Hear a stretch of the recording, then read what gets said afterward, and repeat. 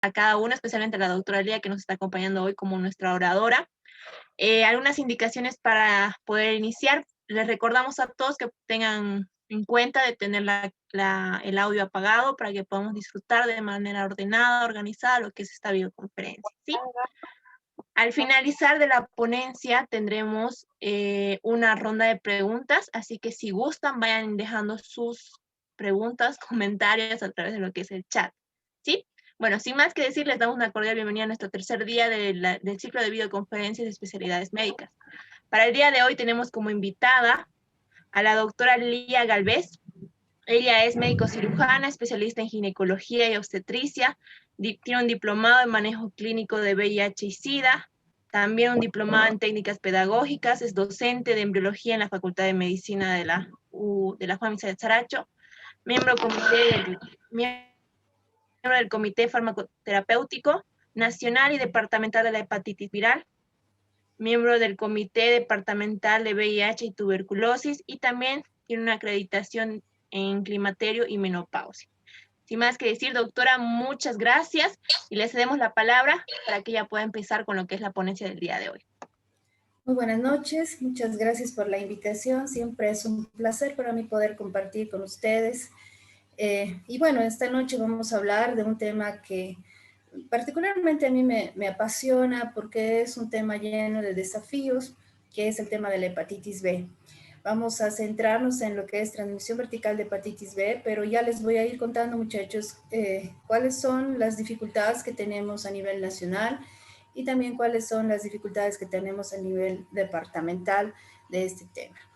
Entonces, inicio la presentación y, como les decía, este tema de la hepatitis B definitivamente es un tema lleno de desafíos para nosotros como programa departamental y nacional. Para entrar un poquito en el tema, tenemos que hablar un poco sobre las generalidades de hepatitis B para que podamos entender precisamente cómo es el manejo de la mujer embarazada afectada por esta infección, ¿no? Si hacemos una comparación primero de las 3 enfermedades virales del siglo XXI, obviamente no contábamos con el COVID, pero las 3 infecciones que afectan justamente son el virus del VIH, la hepatitis B y la hepatitis C. Estas infecciones tienen características muy similares, especialmente en sus formas de transmisión. En cuanto al VIH, en relación a una prevalencia mundial, más o menos se estima que hay unas 36.7 millones de personas infectadas por el virus, de pronto puede ser un poco más. El virus de la hepatitis B afecta a 257 millones de personas a nivel mundial y la hepatitis C a una cantidad de 71 millones de personas aproximadamente. Si comparamos la mortalidad anual por el VIH, más o menos llegan a fallecer 1 millón de personas, por hepatitis B 887,000, por hepatitis C 400,000. En cuanto a la posibilidad de cura, el VIH todavía no tiene cura, la hepatitis B tampoco. La hepatitis C sí ya tiene cura, les cuento, pero esta es otra temática también muy interesante. En cuanto a la posibilidad de control, el VIH sí puede controlarse aunque no tenga cura, la hepatitis B también logra controlarse y la hepatitis C también. En cuanto al impacto de la hepatitis B en Latinoamérica, podemos comentar que en América Latina el impacto de la hepatitis B es significativo. Se estima que 6 millones de personas están infectadas en Latinoamérica, la prevalencia se ha incrementado en los últimos años, la vacunación aún no ha demostrado su impacto global y el escenario es heterogéneo en prevalencia y en acceso a métodos diagnósticos y de tratamiento. Esto se los voy a ir comentando a medida que vamos avanzando. En relación a la comparación en cuanto a las vías de transmisión, el VIH se transmite, ustedes saben, en un gran porcentaje, más del 97%, por vía sexual, pero también se transmite por transmisión vertical, es decir, una mujer embarazada puede transmitir la infección a su niño durante el embarazo, el parto, la lactancia, y también puede haber infecciones por vía parenteral, contacto con sangre. Aunque esto cada vez va disminuyendo porque precisamente el personal de salud asume las medidas de bioseguridad y porque cada vez se utilizan menos jeringas, o se utilizan pero más jeringas que son descartables. En cuanto a la hepatitis B, si hacemos una comparación con el VIH, la transmisión, fíjense, es sexual, pero también hay muchos casos de transmisión vertical. El grueso o un gran porcentaje es por vía sanguínea. En cuanto a la hepatitis C, la vía sexual es una forma de transmisión, pero en menor cantidad, al igual que la transmisión vertical, pero el grueso de los pacientes se transmite más por vía sanguínea. Entonces tenemos que tomar en cuenta porque nosotros tenemos afectados dentro de los pacientes personal de salud que se ha adquirido la infección justamente por estas vías. En cuanto a la cronicidad, si hacemos una comparación, cuando una persona adquiere la hepatitis B, tiene una probabilidad de recuperarse en su fase aguda de un 90%. Sin embargo, el 10% puede llegar a tener una etapa crónica de infección. En cuanto a la hepatitis C, tras una infección aguda puede haber una probabilidad de recuperación del 15 al 35%, pero la cronicidad puede llegar a un 85 a 60, no, un 65-85%.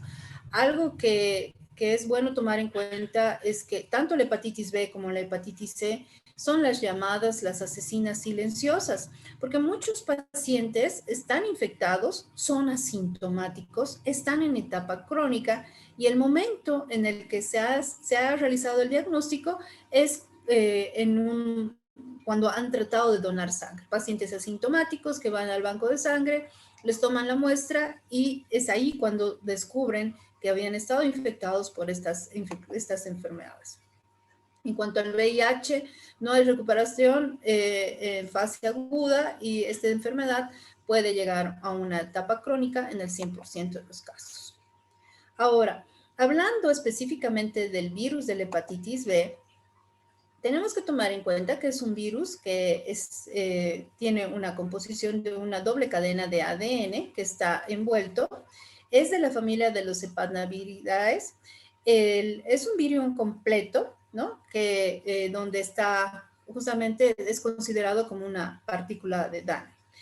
Mide aproximadamente 42 nanómetros, tiene 8 genotipos denominados de la A a la H, ¿no? Tiene una nucleocápside icosaédrica o core que va a contener, o sea, tiene como una nucleocápside que dentro de él es como un corazón del virus, que dentro de él está el ADN del virus y está también justamente su enzima polimerasa viral que le va a ayudar a poder replicarse. Y gracias a esta vamos a tener justamente una actividad de la transcriptasa reversa que le va a ayudar a cambiar la genética de la célula en la que se va a replicar. El virus de la hepatitis B, esto es algo que quiero que tomen muy en cuenta, muchachos, porque este es un virus extremadamente, es un virus extraordinariamente estable y es resistente a temperaturas y al pH. Si nosotros comparamos el virus de la hepatitis B con el VIH y con el de la hepatitis C, este virus de la hepatitis B es muchísimo más transmisible que el VIH. El VIH es un virus lábil, por eso fuera del organismo puede morir fácilmente. En cambio, el virus de la hepatitis B puede sobrevivir, puede resistir a altas temperaturas, puede resistir incluso algunos compuestos orgánicos, puede resistir al calor, puede resistir a la desecación y, por ejemplo, en una muestra de sangre infectada por hepatitis B, el virus puede llegar a sobrevivir incluso que no sucede con el VIH. Entonces, este virus es altamente transmisible, especialmente por vía sanguínea. Estos se los comento porque ustedes son personal de salud en formación y tenemos, como ya les comentaba, un grueso de personal de salud infectado por este virus, ¿no? Entre médicos, enfermeras, bioquímicos, odontólogos, personal de limpieza. Entonces nosotros como personal de salud no estamos libres de esta infección porque insisto, es un virus que puede resistir, puede vivir, puede sobrevivir, entonces eso nos hace vulnerables a esta infección, ¿no? Pero ya les comento que no es tema de tendríamos que hablar de otra situación con relación a la hepatitis B, pero algo que sí es bueno dentro de la hepatitis B es que tiene vacuna. Entonces el mensaje ya va para ustedes, muchachos, de que deben vacunarse, más si ya están haciendo prácticas clínicas y de cirugía, tienen que entrar vacunados, tienen que tener 3 dosis de la vacuna para que puedan estar protegidos, si no al 100%, pero por lo menos pueden estar protegidos. ¿Por qué? Esa es una gran ventaja de la hepatitis B frente al VIH y a la hepatitis C, que sí hay vacuna. Algo que tenemos que tomar en cuenta también en función, para comentarles, ¿no? Hemos dicho que tiene un núcleo, que tiene un corazón, que nosotros tenemos que tomar en cuenta esto porque le sirve para su replicación, pero cuando nosotros hagamos una prueba de laboratorio, uno de los primeros marcadores serológicos que vamos a encontrar justamente es el anticore, el anticuerpo anticore, porque tiene un antígeno core, un antígeno de corazón. También dentro de lo que es el virus, dentro de lo que tenemos que tomar en cuenta de este virus, está su superficie, ¿no? Aquí tenemos un antígeno de superficie que es lo que vamos a medir para hacer el diagnóstico. Pero también el organismo, chicos, puede formar frente al antígeno de corazón, al antígeno core, el organismo forma anticuerpos, anticore. Va a formar frente al antígeno de superficie el anticuerpo anti-antígeno de superficie. Y algo que tenemos que tomar en cuenta que es también la presencia de una parte que es la envoltura del virus que se llama antígeno E, que es lo que más tienen que tomar en cuenta para ver si hay la transmisibilidad, y también el organismo en algún momento puede formar anticuerpos contra el antígeno E, que es el antígeno de envoltura. Por favor, quiero que tomen muy en cuenta lo que les estoy diciendo porque sí es importante para que nosotros podamos entender precisamente la cronicidad de esta infección. Ahora, ¿cuáles son los marcadores serológicos? Algo que les decía al inicio es que precisamente este virus, para tomar en cuenta el diagnóstico serológico, el seguimiento serológico de los pacientes afectados o infectados por el virus de la hepatitis B, justamente son todos estos marcadores serológicos que son, ya les he dicho, antígeno de superficie, antígeno E, antígeno core, pero también el organismo en algún momento puede formar anticuerpos contra el antígeno de superficie, anticuerpos contra el antígeno E, anticuerpos contra el core. Y también es importante, muchas veces cuando nosotros hacemos una prueba de laboratorio, generalmente pedimos o se nos va a medir el laboratorio una cantidad total de los anticuerpos contra el core. Sin embargo, para saber si la infección es aguda o crónica, nos ayuda mucho medir IgM del anticore para saber si, como les digo, si la infección es aguda o es crónica. Entonces, estos son los parámetros que nos sirven para poder hacer el diagnóstico de hepatitis B. La hepatitis B, muchachos, puede tener muchos caminos. A diferencia del VIH o de la hepatitis C, en algún momento nos decían, hacer el diagnóstico de VIH es un poco más sencillo en el sentido de que yo hago una prueba rápida, si la prueba rápida es reactiva, otra prueba rápida, si es reactiva, yo ya tengo diagnóstico. Y inmediatamente puedo medir carga viral del VIH y puedo hacer mi tratamiento. En la hepatitis C es lo mismo. Yo detecto serológicamente si el paciente tiene hepatitis C. Si tiene hepatitis C, yo le mido carga viral. Si tiene carga viral, le hago tratamiento. Entonces es un poco más fácil el manejo. En cambio, en la hepatitis B son muchos caminos que puede seguir el virus. En algún momento el organismo puede controlar al virus con los anticuerpos. En algún momento el virus puede ganarle al organismo, formando más antígenos. En algún momento no son ni el virus ni los anticuerpos los que van a dañar, sino que se va a dañar el campo de batalla, y el campo de batalla es el hígado. Les pongo un ejemplo. Si hubiera en este momento un enfrentamiento entre buenos y malos, de pronto puede ser que haya la misma cantidad de buenos y la misma cantidad de malos. Pero ¿qué se va a dañar? Si hay enfrentamiento, puede haber ruptura de vidrios, pueden quemarse el campo donde está habiendo la batalla, pueden haber de pronto algunos asaltos, y lo que se va a dañar es ese campo de batalla. Entonces, ¿qué se puede dañar cuando hay una infección por hepatitis B? El hígado. El hígado es el campo de batalla en estos casos, ¿ya? Entonces, tenemos que tomar en cuenta, como les digo, estas situaciones para que podamos hacer el diagnóstico y el seguimiento. Pero insisto, en cuanto se refiere a una infección por hepatitis B, pueden ser muchos caminos que se puedan seguir. Por eso no es tan fácil manejar un paciente con hepatitis B. Ahora, si hablamos de las vías de transmisión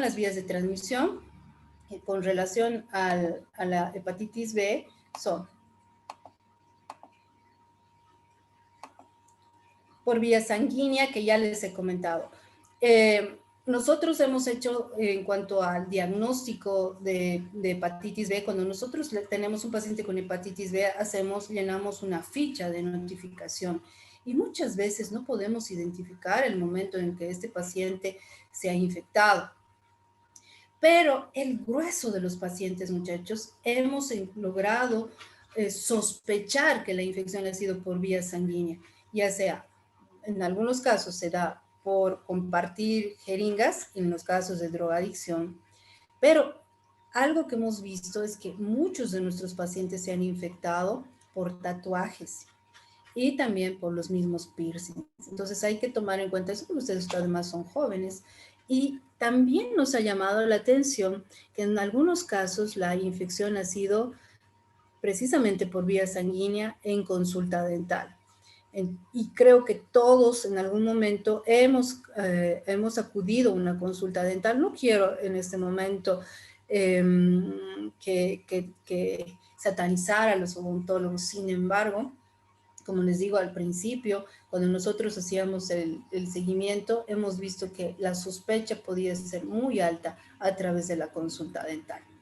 Y precisamente porque ya les he comentado, el virus de la hepatitis B se transmite más por vía sanguínea que por la misma vía sexual o la vía perinatal.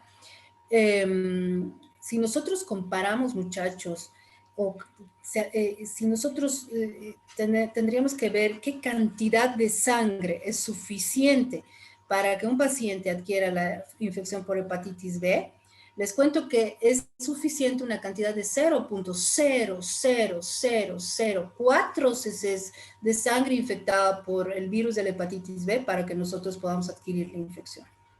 Si nosotros comparamos con el VIH tendríamos que tener una cantidad de 1 centímetro cúbico de sangre infectada por VIH que entre en nuestro organismo para que nosotros tengamos el riesgo, ¿no? Entonces, si comparamos esta cantidad de virus, dense cuenta, para que pueda haber la transmisión por hepatitis B, la cantidad de sangre infectada es mínima. En cuanto a la vía sexual, la vía sexual en parejas heterosexuales, en parejas homosexuales y bisexuales, pone en riesgo de adquirir esta infección.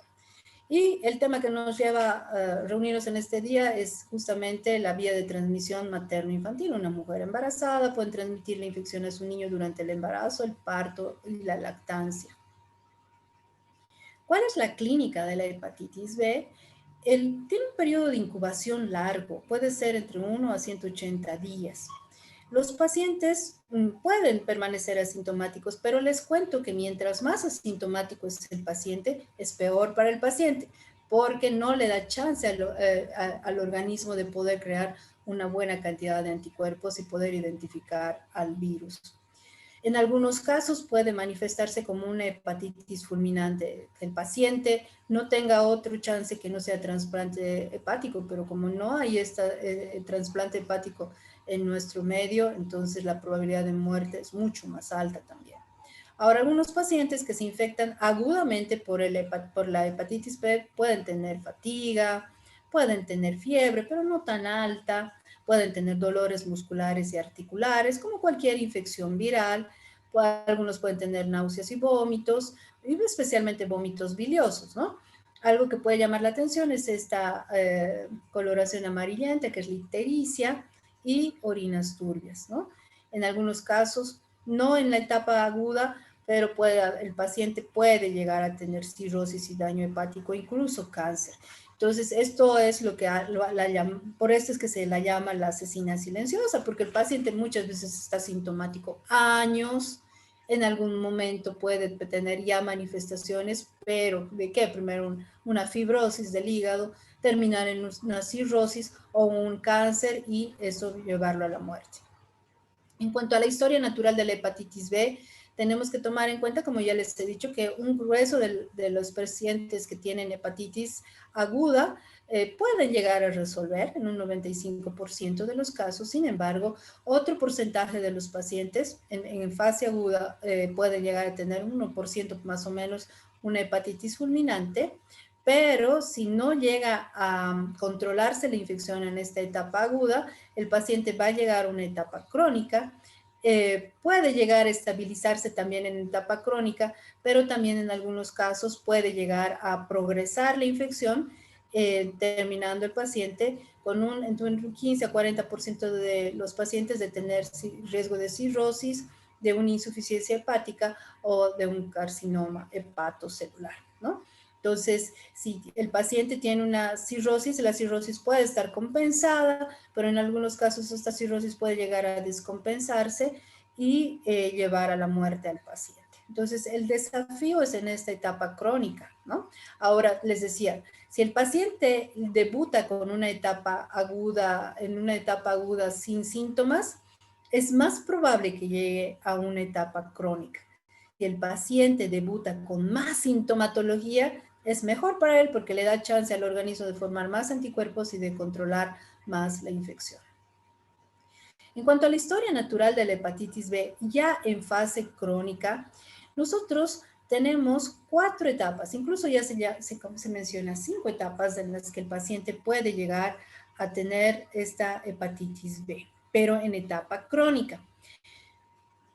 Antes, la etapa crónica se dividía en 4 etapas, que son la inmunotolerante, la etapa de inmunoeliminación, la etapa de inmunocontrol o un portador inactivo y una etapa de reactivación. Sin embargo, esta clasificación ya no es tomada en cuenta y ahora consideramos 2 etapas grandes, que son la etapa de antígeno E positivo y de anticuerpo o de antígeno E negativo o la formación de anticuerpos contra el antígeno E. ¿De acuerdo? Por eso les he mencionado que es importante tomar en cuenta eso. Ahora, ¿por qué tomamos en cuenta el antígeno E, que es el antígeno de envoltura? Porque cuando es positivo el antígeno E, muchachos, es cuanto más puede transmitir la infección al paciente. Cuando ya forma anticuerpos, es menos probable porque puede ser que el mismo organismo llegue a controlar. Sin embargo, no quiere decir que esté libre del virus. Ahorita les explico más. Cuando nosotros tenemos que tomar en cuenta ahora, en estas etapas, además de ver si el paciente es antígeno E positivo o no, tenemos que tomar en cuenta la carga viral. ¿Qué cantidad de virus tiene el paciente?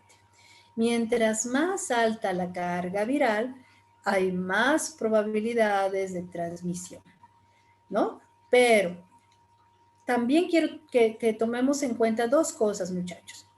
Que el virus de la hepatitis B, por eso les decía, no es tan sencillo poder identificar, poder decir en qué etapa de estas está el paciente.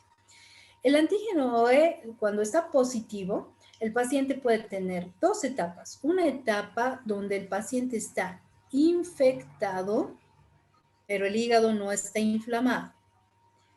En la otra etapa, el paciente está infectado, pero su hígado sí está inflamado. En esta etapa lo mismo, el paciente está infectado por el virus de la hepatitis B, pero su organismo o su hígado no está inflamado. Y lo mismo aquí, el paciente está infectado por el virus, pero su hígado sí está inflamado. Ahora, ¿cuál es el desafío también? Saber en qué momento de estas etapas está el paciente para hacer control o no hacer control, porque en el virus de la hepatitis B, por esta infección, no todos los pacientes necesitan tratamiento. ¿Ya? Hay momentos en que nosotros le decimos al paciente, no necesitas aún tratamiento, pero hay momentos en que el paciente sí necesita tratarse. Ahora, ¿cómo sé que el paciente no necesita, cómo sé si el paciente está con su hígado inflamado o no? Para eso nos van a ayudar las transaminasas, especialmente la ALT o la TGP, ¿ya? Mientras los valores estén normales, decimos que este hígado está infectado, pero no está inflamado. Pero si nosotros vemos que hay una elevación de las transaminasas, por lo menos el doble de los valores normales, entonces nosotros ya asumimos que este hígado está inflamado, ¿no?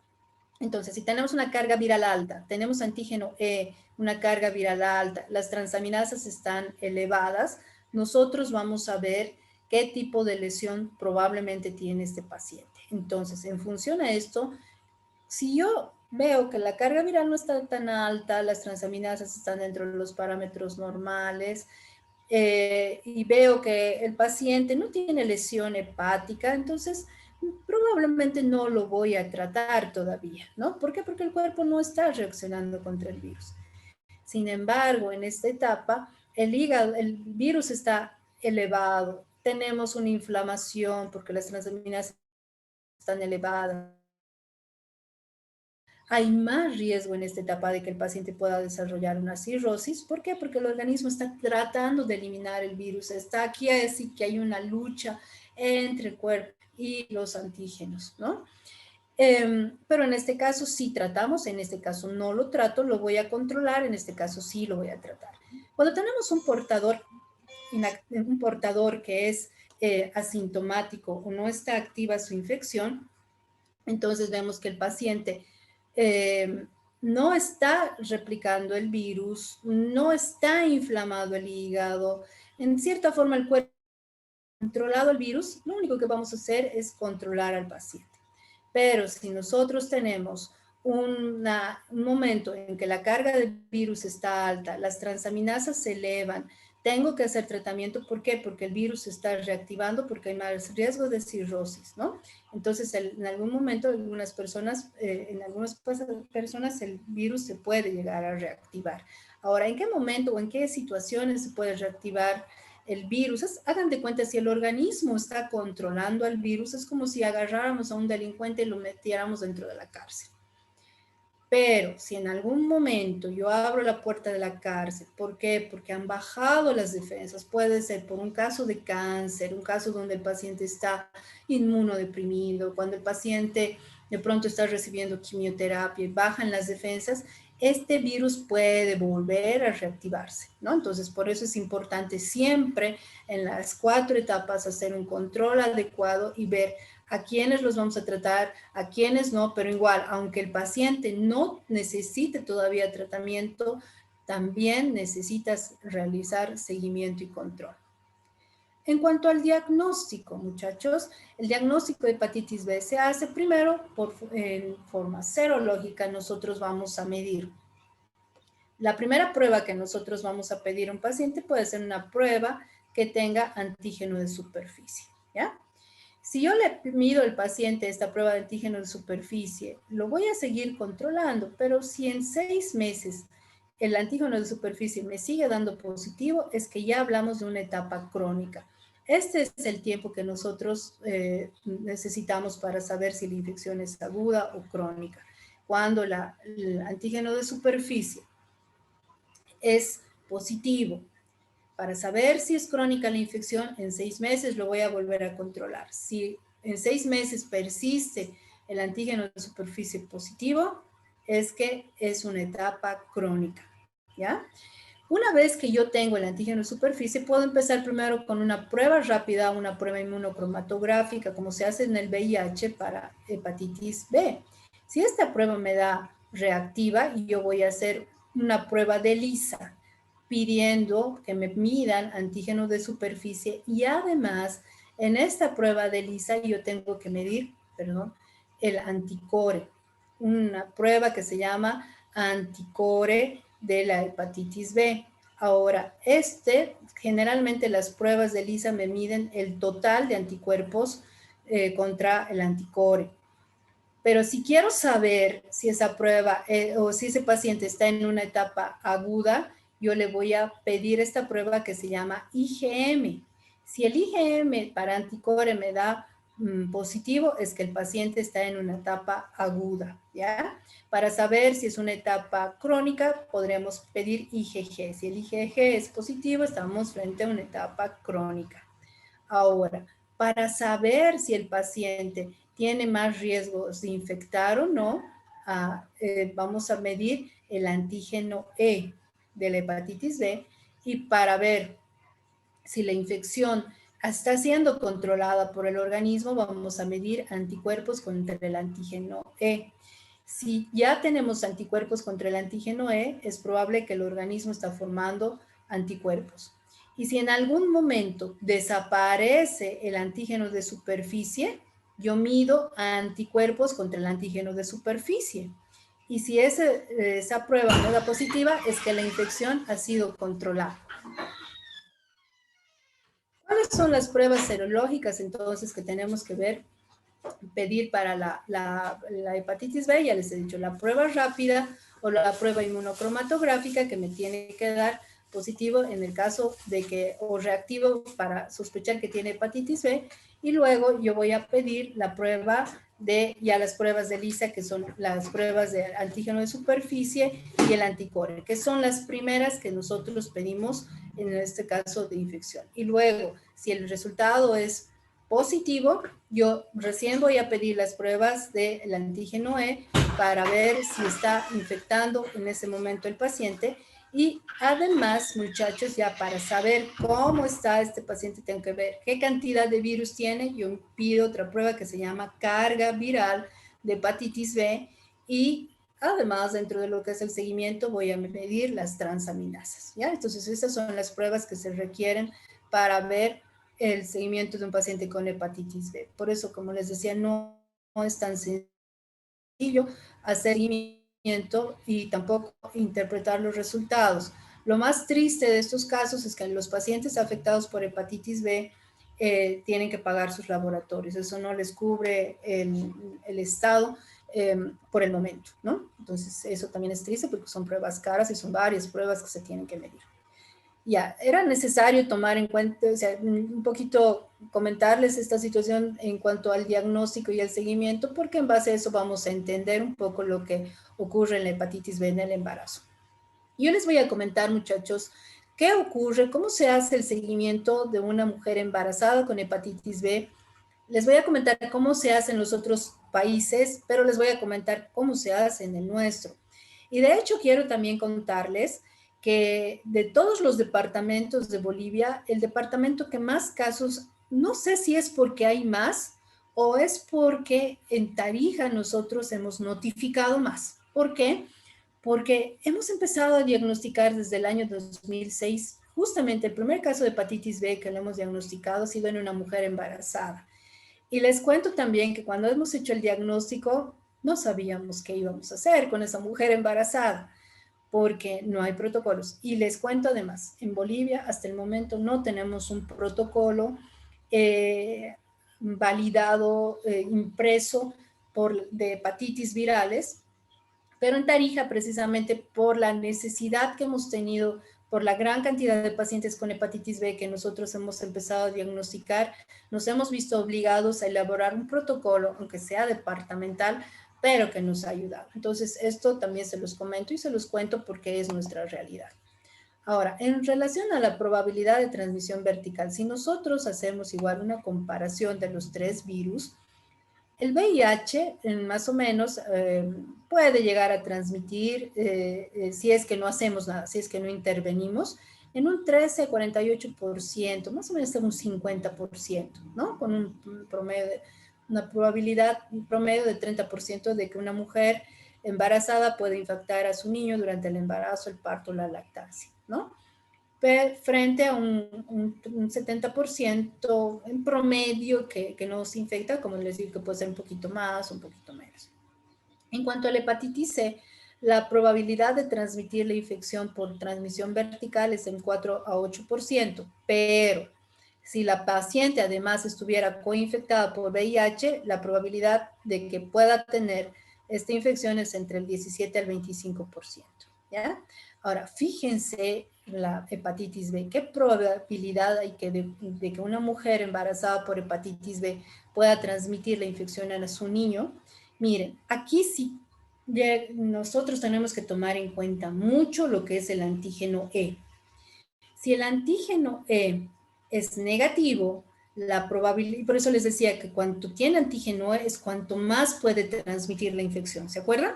Entonces, si una mujer está embarazada, tiene hepatitis B y tiene antígeno E, la probabilidad de que pueda transmitir la infección a su niño es entre un 10 al 40%. Pero si el antígeno E es positivo, tenemos la probabilidad, porque es donde más puede transmitir la mamá, la probabilidad de que transmita la infección a su niño es entre el 70 al 90%. Ahora, si nosotros comparamos los tres virus, fíjense cuál es el que más se puede transmitir. Es el de la hepatitis B, ¿ya? Dependiendo incluso, como les digo, de que si tiene o no antígenos, antígeno E, y dependiendo también de qué cantidad de virus tiene, ¿no? Entonces, por eso es importante medir la carga viral. Ahora, lo triste en este caso es que muchas veces no se conoce precisamente porque no hay un protocolo impreso, difundido, es que a veces el mismo personal de salud no sabe qué va a hacer con la paciente hasta el día de hoy, les cuento. Justamente la anterior semana, el día viernes, hemos atendido a una paciente con hepatitis B embarazada con 37 semanas de gestación, que vemos no tenía antígeno E entre sus pruebas de laboratorio, no tenía carga viral y estaba en trabajo de parto. Y tal cual, ese mismo día se ha tenido que realizar la cesárea de la paciente. Entonces, en esos casos, nosotros tenemos que tratar de manejar a la paciente como si ella tuviera antígeno E positivo, porque además no ha recibido ningún tipo de seguimiento ni tratamiento, ¿ya? Ahora, en cuanto al diagnóstico en una mujer embarazada, tenemos la mujer embarazada, se puede realizar una prueba rápida de hepatitis B, una prueba inmunocromatográfica. Si es negativa, sería ideal vacunarla. Si es positiva, tenemos que confirmar el resultado positivo. ¿Con qué confirmamos? Con el ELISAs, con antígeno de superficie y corre. Si el resultado también nos da positivo, ya podemos hacer una carga viral idealmente, pero ya les he dicho cuál es la limitación que tenemos, que esto no cubre el Estado, entonces la paciente tiene que pagar sus laboratorios, pero resultan a veces que ser caros y y no son tan accesibles a las pacientes, ¿no? Entonces es difícil manejar una paciente en nuestro medio. Ahora, ¿qué se recomienda? En función a esta nuestra realidad, una vez nos hemos sentado y hemos dicho, bueno, ¿y ahora qué hacemos? Si solamente tenemos una prueba rápida y no nos da tiempo para confirmar, o tal pronto sí logramos hacer confirmar con un ELISA, y la paciente no puede tomarse las pruebas para antígeno E y carga viral, porque además, chicos, o sea, antígeno de superficie y anticore lo podemos hacer aquí en Tarija, pero si necesitamos anti-E o antígeno E y necesitamos carga viral, no se hace en Tarija. Esas pruebas hay que mandarlas ya sea a La Paz, a Santa Cruz, a Cochabamba. Entonces, eso también limita mucho el manejo de las pacientes. Entonces, ¿qué se ha quedado? De hecho, si se confirma que tiene hepatitis B y está embarazada, directamente a partir de las 20 semanas le vamos a iniciar tratamiento antirretroviral, ¿no? ¿Para qué? Para que baje la cantidad de virus, para que baje la carga viral y por ende tenga menos riesgo de transmitir la infección a su bebé. Pero ya les he dicho, imagínense el caso de la anterior semana, el paciente con 37 semanas de embarazo, que no nos ha dado tiempo de hacer ninguna prueba, no le ha dado tiempo tampoco de tomar los antivirales, entonces la probabilidad de transmisión en su niño es muchísimo más alta, ¿no es cierto? Entonces, esta es lamentablemente nuestra realidad en nuestro medio. Ahora, ¿cuál es el riesgo de transmisión vertical de hepatitis B de acuerdo a la característica de la infección materna? En cuanto a las características, ya si hablamos en el momento de la infección, en el primer trimestre la probabilidad de transmisión es del 10%, pero si la infección es en el tercer trimestre, la probabilidad va a subir a un 80 al 90%. Si nosotros hablamos de la actividad del virus con relación al virus, cuál es el riesgo de transmisión, si el virus, si tenemos una carga viral menor a 2.000 unidades internacionales, la probabilidad, ya eso asumamos que no tiene antígeno E, entonces vamos a ver que la probabilidad de transmisión es entre un 10 al 15%. Pero si la carga viral está elevada o es mayor a 2.000 unidades incluso, ¿no? Pero si es mayor a 20.000 unidades internacionales y el antígeno E es positivo, la probabilidad de que transmita la infección es del 70 al 90%. Entonces es mucho más alta la probabilidad de transmisión. Entonces, también ya les decía, en cuanto al riesgo ya de transmisión, si la madre, hemos confirmado que tiene la hepatitis B porque hemos hecho antígeno de superficie por ELISA y nos ha dado positivo, entonces nosotros medimos el antígeno E. Si el antígeno E es positivo, ya les he dicho, es cuanto más riesgo de transmisión hay. El riesgo de transmisión es entre el 70 al 90%, ¿no? Y este niño, si se infecta, tiene un 90% de probabilidades de ser un portador de hepatitis B. Si el antígeno E es negativo, entonces baja la transmisibilidad a un 10% y tiene menos, bueno, a pesar de eso, tiene una probabilidad de adquirir la infección, pero más baja, ¿no? Un 10%. Ahora, el riesgo de transmisión está relacionada con la carga viral de hepatitis B de la madre, ¿no? Eso es lo que decíamos. Mientras más alta la carga viral, más probabilidades de que pueda transmitirse la infección. Sumado a esto, el antígeno, ¿no? Entonces, ¿qué es lo que tenemos que hacer? Lo ideal es que la madre reciba el tratamiento antirretroviral. ¿Cuál es el medicamento que tenemos en nuestro medio? El único medicamento que tenemos en Bolivia es el tenofovir, pero tiene muy buenos resultados en el caso de hepatitis B. ¿Desde cuándo vamos a dar? Ahora ya les he dicho, vamos a comparar muchas veces qué es lo que se hace en otros países y qué es lo que se hace en nuestro medio. En nuestro medio hemos dicho a partir de las 20 semanas. Sin embargo, el inicio de tratamiento antirretroviral en otros países para la madre que sí necesita tratamiento es entre las 24 a 28 semanas, ¿ya? Ahora, ¿qué es lo que se hace en todos los demás países? En algún momento nosotros hablábamos con gente del Perú, con gente del Brasil, con gente de la Argentina, y yo les cuento esto porque cuando hemos tenido alguna capacitación, nosotros justamente les preguntábamos y les decíamos, ¿y qué tal si no tenemos la vacuna en el momento del nacimiento, la gamma globulina en el momento del nacimiento? Nos decían, no podemos concebir, o sea, eso es inconcebible que no tengan esto en el momento del nacimiento.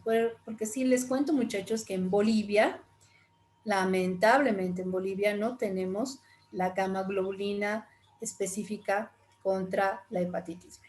No tenemos. No hay dónde comprarlo. En algún momento en Tarija teníamos la ventaja digo entre comillas, pero que alguna probabilidad de que la paciente pueda conseguir la gamma globulina cuando era diagnosticada con tiempo de la Argentina. Pero ni siquiera les cuento hay en Orán, ni en Salta, ni en Tartagal. Eso tienen que llevarlo o lo tienen que traer desde Buenos Aires, pero tiene que estar en cadena de frío. Entonces, desde Buenos Aires tienen que mandar hasta cualquiera de estas provincias para que la paciente la pueda ir a comprar de allá. Tienen que traerla en cadena de frío hasta aquí. Nosotros tenemos que guardar igual en cadena de frío, pero no es fácil porque ahora las fronteras están cerradas. Entonces, esta es una gran dificultad en nuestro medio y esto es lo que sí nos lleva al desafío. Y ahora, ¿qué hacemos? No tenemos gamma globulina. De pronto, a lo máximo que podemos aspirar es a conseguir la vacuna para hepatitis B. Pero ojo también, muchachos, La vacuna para hepatitis B, para el recién nacido, debe ser pediátrica, porque la vacuna del adulto tiene timerosal y esto es un compuesto que no está indicado en los neonatos. Aunque también les confieso que en algún momento nosotros hemos dicho, no hay la vacuna para el recién nacido, no tenemos gamma globulina, solo tenemos la vacuna del adulto. ¿Qué hacemos? ¿La ponemos? ¿No la ponemos? ¿Y qué creen que hemos hecho? Hemos tenido que poner la dosis del adulto porque no teníamos más, ¿no? Entonces, estos son los grandes desafíos y estas son nuestras grandes dificultades para poder manejar a un niño. Entonces, en función a esto ya vienen las otras preguntas. ¿Qué hacemos después? ¿Cómo vamos a intervenir con esta mamá y qué vamos a hacer con este bebé? Entonces, estas son las preguntas que yo les decía que lamentablemente tenemos que hacernos y es eso, ¿no? En cuanto a la mujer embarazada, ya, tiene hepatitis B, lo hemos confirmado. Ahora la pregunta es, ¿tiene indicación de tratamiento? A pesar de que está embarazada, ¿le hacemos tratamiento? ¿Tiene indicación de tratamiento para minimizar el riesgo de transmisión vertical o no requiere tratamiento? En otros países nos dicen lo siguiente, ¿no? Tiene hepatitis B, si la madre tiene carga viral menos de 2.000 copias o carga viral indetectable y tiene anticuerpos contra el antígeno E, no le haces tratamiento. ¿Por qué? Porque cuando nazca el bebé le vas a poner la vacuna y la gamma globulina. Ahora, esta situación no es la realidad con nosotros. Entonces, nosotros, ¿qué hemos decidido por eso? Una mamá que tiene hepatitis B y que ha sido confirmada, inicia tratamiento antiviral a las 20 semanas, porque de pronto no vamos a saber si si requiere o no requiere, si tiene antígenos antígeno superficie, antígeno E, si tiene carga viral, pero ahí, ¿qué es lo que nos interesa? Porque sabemos que de pronto no vamos a conseguir la gamma globulina ni la vacuna, entonces, ¿qué hemos quedado? Le vamos a dar tratamiento antirretroviral para que la mamá pueda tener menos riesgo de infectar a su niño, ¿ya? ¿Cuáles son las otras preguntas que nos hacemos? ¿Qué hacemos en el neonato? ¿Cómo prevenimos la transmisión vertical del neonato? Y aquí, como les decía, ¿vamos a poder conseguir la vacuna y la gamma globulina? ¿O de pronto no? ¿No? Y esta es otra pregunta grande. ¿Le vamos a dar de lactar o no? Si ustedes revisan la literatura, chicos, van a ver que no está contraindicada la lactancia.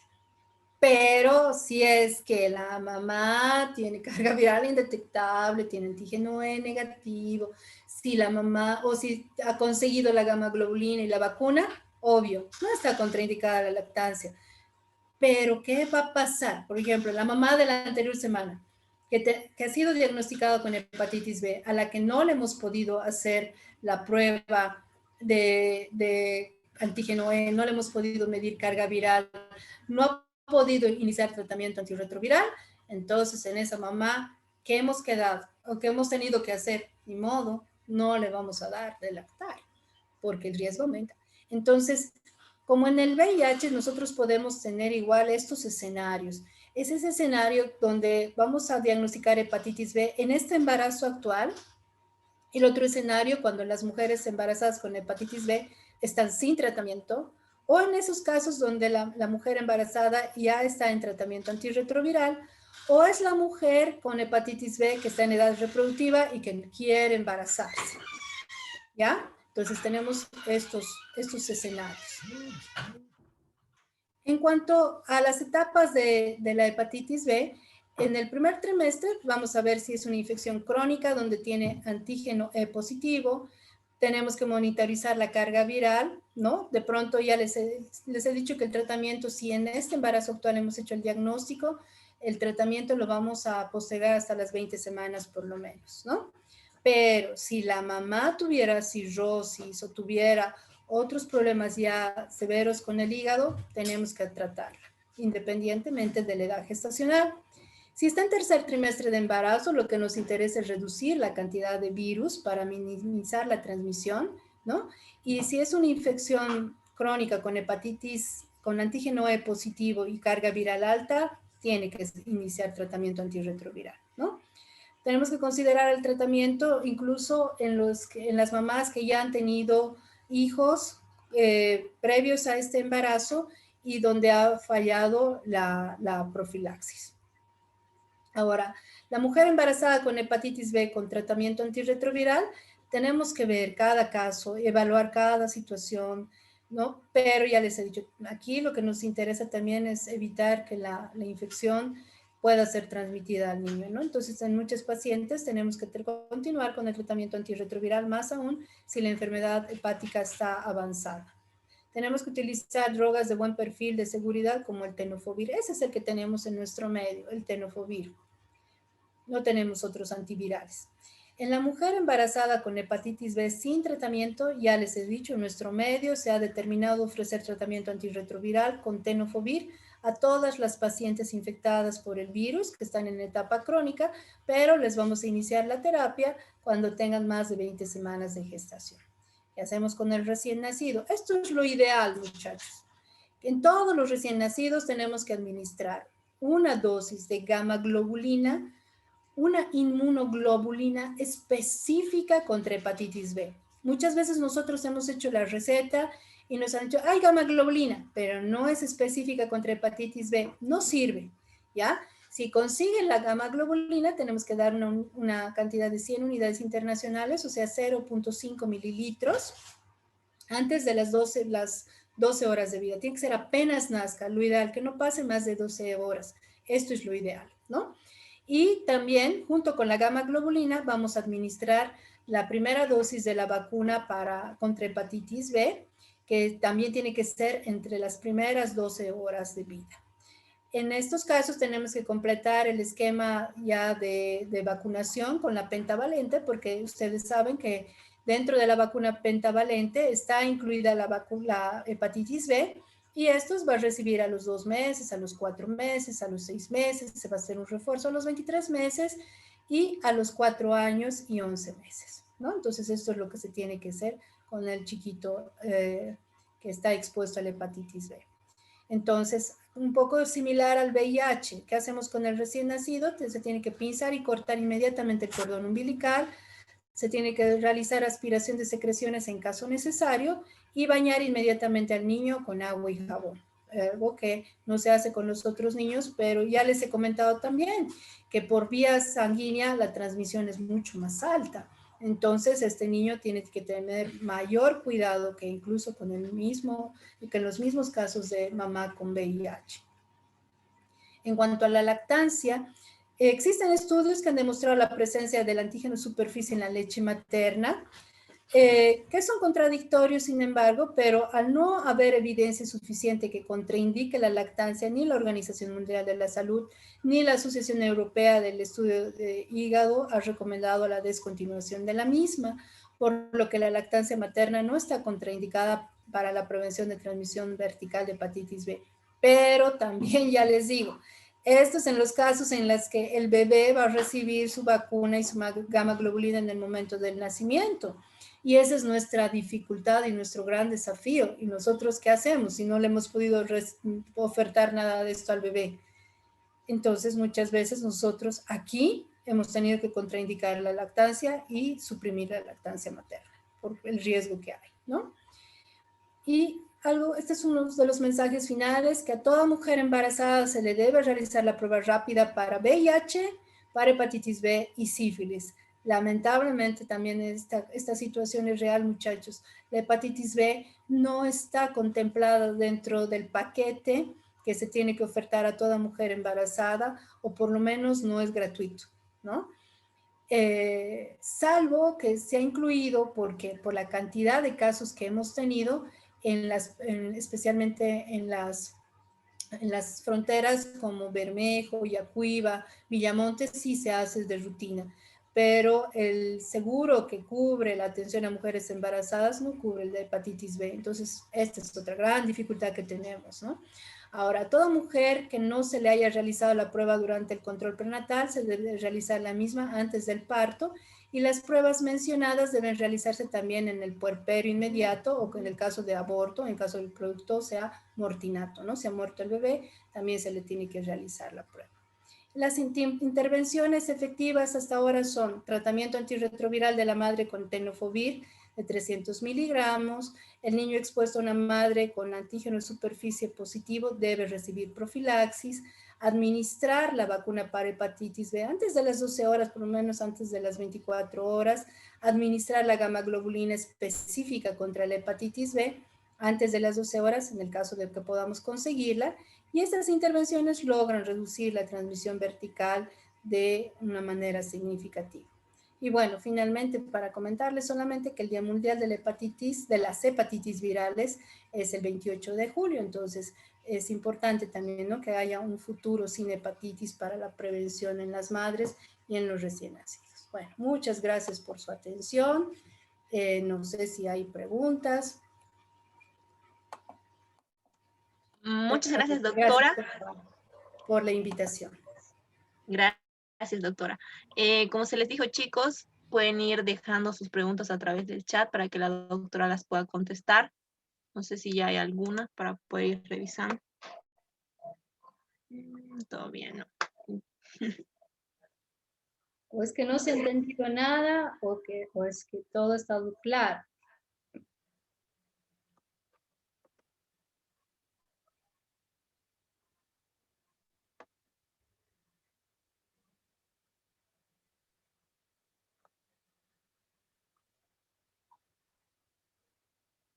Bueno, creo que no hay preguntas, muchachos.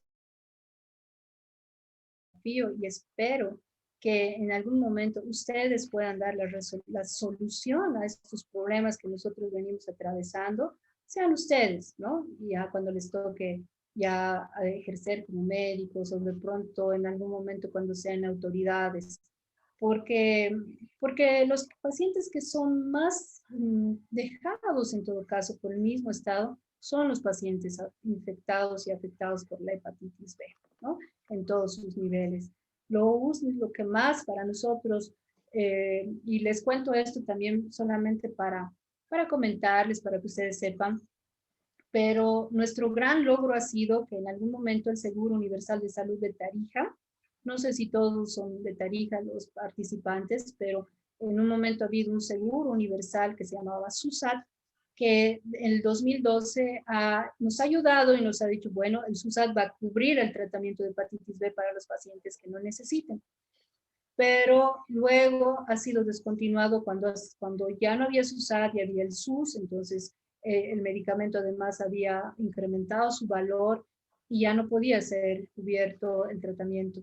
Pero bueno, también ha sido una gestión que para nosotros ha sido muy valiosa porque ya el programa nacional, dentro de todo lo que pueda cubrir, que no son laboratorios de seguimiento, ya está cubriendo con el tratamiento de la hepatitis B con el tenofovir, ¿no?, a nivel nacional. Entonces eso también es algo que quería comentarles. Bueno, doctora, aquí nos llega una pregunta que dice lo siguiente. Con la hepatitis B, ¿se puede tener hijos sanos cuando el padre está infectado y la madre vacunada? Sí, claro que sí. Yo creo que ese es otro desafío que tenemos como todos, ¿no? Si el papá está infectado, y esto es algo que también yo les comento que hemos hecho en Tarija, porque muchas veces hemos diagnosticado los casos así, ¿no? Hemos sumado los casos de esta manera. El paciente que iba a donar sangre. En el banco de sangre había la sospecha de que podía tener hepatitis B. Nos mandan al paciente para que nosotros confirmemos. Confirmamos el caso en el varón, supongan, porque esta es la situación de la pregunta, ¿no es cierto? Confirmamos el caso en el papá, le hacemos la prueba a la mamá. Si la mamá tiene el resultado negativo, lo que tenemos que hacer es vacunarla. Las dosis que tiene que recibir son 3. En el momento, por ejemplo, hoy, la siguiente dosis es de aquí a un mes y la tercera dosis de aquí a 6 meses. Ahora, ojo, no quiere decir que todo paciente vacunado está inmunizado. Ustedes saben que no es lo mismo. De pronto, a veces, y es algo que tampoco se hace de rutina, pero en algunos casos, si nosotros logramos medir qué cantidad de anticuerpos se han formado contra el antígeno de superficie, si tiene anticuerpos es que ese paciente ya está inmunizado, pero si no tiene, es un paciente que se llama no respondedor a la vacuna y tiene que reiniciar todo el esquema de vacunación. Ahora, en el caso de la pregunta, si el papá es positivo, la mamá es negativa y a la mamá la logramos vacunar, obvio, la que va a transmitir es la infección es la mamá, no el papá. Entonces, él tiene probabilidades de nacer bien. Ahora, algo que tenemos que tomar en cuenta también es lo siguiente. Les he dicho que por vía sanguínea también la probabilidad es alta de transmisión. Entonces, ahí el padre tiene que tener mucho cuidado con la manipulación de sangre, heridas, eh, incluso la rasuradora, de que no haya contacto con sangre, porque esta es esto es un riesgo de transmisión. Pero en el caso específico, no, la mamá tiene chance de tener un niño sano. Gracias. Tengo otra pregunta que dice, ¿en el transcurso del embarazo la mujer puede recibir la vacuna? ¿Le podría afectar al bebé? No, de hecho, incluso la vacuna está indicada. Podríamos vacunar a la mamá contra la hepatitis B. Supongamos que descubrimos que el papá tiene hepatitis B, le hacemos la prueba a la mamá en este embarazo y ella no tiene hepatitis B, la podemos vacunar en el embarazo. No tiene, más bien está indicado en todo caso. Muy bien.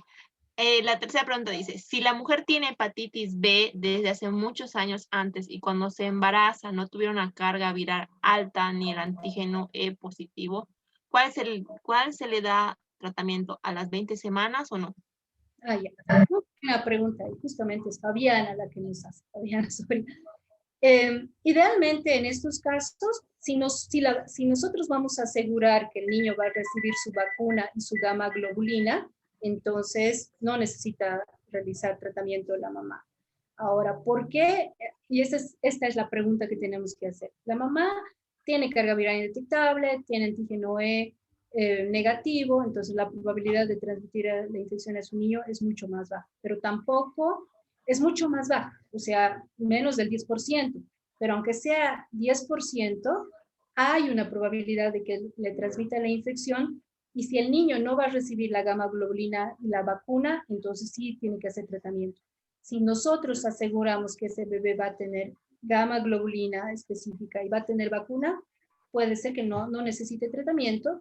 Incluso el bebé puede nacer por parto normal, puede lactar, pero siempre y cuando le aseguremos que va a tener su vacuna y su gamma globulina, por lo menos las primeras 12 horas. ¿Ya? Ok. Aquí nos dice lo siguiente, ¿cuánto dura el tratamiento para la madre desde las 20 semanas hasta que nazca el bebé? Pregunta. Esta también es una muy buena pregunta. Y la respuesta la vamos a tener en función al antígeno E y la carga viral de la madre. Si tiene antígeno E negativo y carga viral indetectable, y si nosotros, ¿se acuerdan cuando nosotros hemos visto en qué fase está la madre? Es una portadora inactiva, entonces podemos descontinuar el tratamiento. Sin embargo, si nosotros vemos que la mamá tiene antígeno E, tiene carga viral alta, está en una etapa donde sus transaminasas están elevadas, vemos que hay un daño hepático, tiene que hacer tratamiento prácticamente de por vida. O sea, nosotros tenemos que saber en qué momento ella está en esa cronicidad, pero también tenemos que sumar los otros laboratorios que tenemos que hacer para ver si ella tiene que hacer tratamiento de por vida. En algunos casos la mamá los pacientes hacen tratamiento unos años y cuando tienen carga viral indetectable todavía tienen que hacer unos 4 o 5 años más de tratamiento. Sin embargo, como les digo, en la mayor cantidad de los casos el tratamiento es de por vida.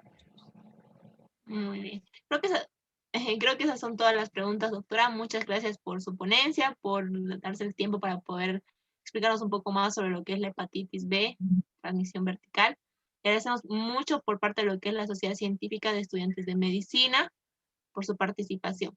También recordarles a los participantes que acabamos de mandar lo que es el link de asistencia para poder tener constancia de su participación del día 3 de nuestro ciclo de videoconferencias. Este link estará habilitado durante 30 minutos, así que, bueno, los invitamos a que vayan a llenarlo y enviarlo, obviamente, el link de asistencia, ¿ok? Bueno, sin más que decir, doctora, muchas gracias. Realmente fue una excelente ponencia. Gracias por todo. Pero muchas gracias nuevamente por la invitación. Es un placer para mí haber estado con ustedes esta noche. Hasta luego. Hasta luego.